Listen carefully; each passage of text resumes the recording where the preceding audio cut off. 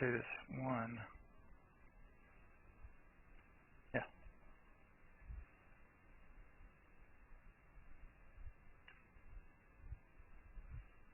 Right? So that's me hitting a pitch. I don't know who the other body is over there. I never noticed that before in this one. There's somebody else in the picture. I don't know who that is. It's a phantom. But you know what I mean? At live speed, there's a sense, right, where we just accelerate right down through it. Right? You know, so it's nice and smooth and aggressive, but it's not just poking at it by any stretch of the imagination. And then see if I can find another one here.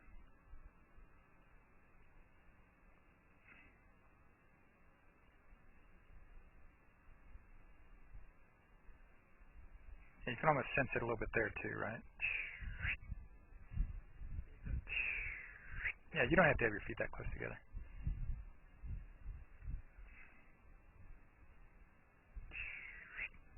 Oops, that was a bad. This is fat contact. Now you can't see that much as well there. Here's good contact. Yeah, but you kind of sense it.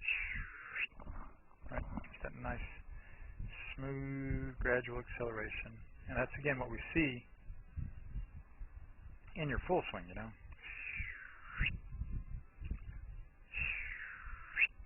Right, like the cracking of a whip. And you just want that same feel in your chip and pitch. Alright, so the good news is here, there's that good setup, like we're talking about from this behind angle. When you look from this bank angle, you know, at impact, see how your torso is parallel to where your backbone was right at address. So your torso is definitely still like the Tinker Toy, in the same kind of, you know, angle that you want at impact, that you set up at address. So that's great, like we're seeing with the tour players. And the other nice thing is, for sure, you're starting your downswing with your hips. And it's nice to see that right through here, that white stripe on your slacks doesn't move at all there, because your hips are stopping real well too as your hands turn over. So that's great to see, and we see that with the iron as well as we did with the driver. They're saying good things.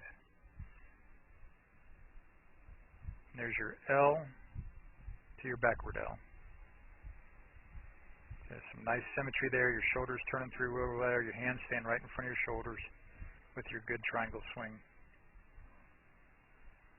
And from this angle, this iron is a little bit above the plane. I don't think you did that very much today. And then this driver, pretty much dead on the money. You see that ball taking off nicely, starting a little left of the target, and wanting to draw back to the right. So a lot of good things going on there, Merdou. And your setup is dead square, absolutely dead square. You see one arm from this down the line camera angle.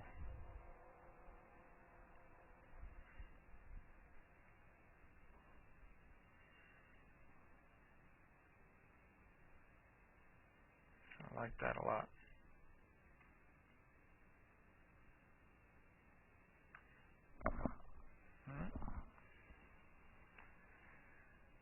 Alright, we'll stop there. This is Joel Suggs. I sure enjoyed meeting you down at the Cincinnati Golf Show this weekend and showing you your swing on the 2D equipment that I have. And so I want to take about 2 or 3 minutes to just show you around Meadowlinks. This is the studio I use in the winter for all my students. You see there's the down-the-line camera angle for our 2D equipment. And then we have the face-on camera angle also. And then what we also have here is 3D equipment to where I can show you your swing from 6 different camera angles with this 3D equipment. And we can get your swing from down to the 1/120th of a second in terms of exactly what your hips, shoulders, and hands are doing in the swing. And then also, I have the most realistic hitting curve I've ever seen from puttersedge.com. So when you hit your full shots, it feels as realistic as possible. And then I have 3 different green speeds for you to practice your putting. 9.5 on the stem meter, 10.5 on the stem meter, and 12.5 on the stem meter. That's benefited my students tremendously. And then also I have a lot of learning aids like this Smart Stick.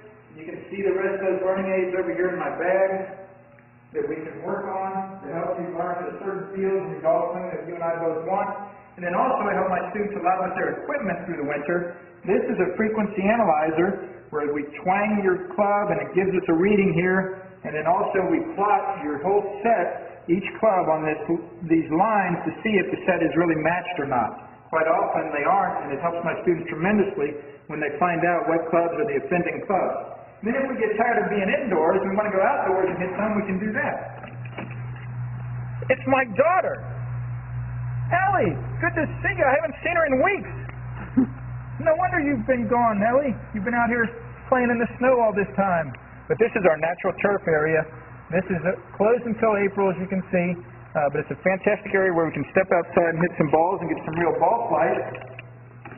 Or, if we get pretty satisfied and things are looking better on the video here, we're kind of cooped up inside and want to go outside, we can step on out and hit balls and see real ball flight for about 5 or 10 or 15 minutes, however long you and I can stand the cold, out into the air, and we see them land at these different flags. I have a yardage book for this driving range. It's the first one I've ever seen in my life where we know exactly what it is for the front, back, and middle of each green. And again, the covered area here is heated, so we stay out there for about 5, 10, 15 minutes, like I said. It enables us to see some ball flight, and then we get satisfied that things are looking the way we want, and we come back inside, take off our coat, and look again at the video equipment to see how your swing's looking, to make sure that you understand it. And then notice too, my exercise ball up top here, and then also, so I help my students a lot with their fitness through the winter, and then I will help you also with your sports psychology, with your golf psychology from the golfpsych.com people down in Texas. That's helped my students tremendously a lot over the years too. So again, I sure enjoyed meeting you down at the Cincinnati Golf Show this weekend. I look forward to seeing you again out here this summer at Meadowlinks, or even right now in the winter. I have a lot of people that work on their games with me right through the winter. Check out more information about the things I do to help you at joelsuggs.com. Take care.